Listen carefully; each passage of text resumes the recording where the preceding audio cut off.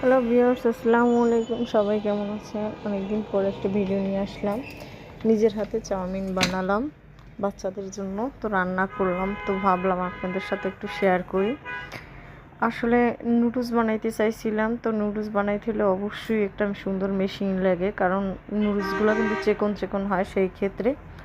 তো আপনার যদি সেরকম না হয় তাহলে কিন্তু আপনি সহজে চাউমিন বানিয়ে খাওয়াইতে পারেন। তো আমি এই যে বানিয়েছি চাউমিনটা, তার একটা পরবর্তীতে আমি একটা ভিডিও দেব আপনাদের জন্য।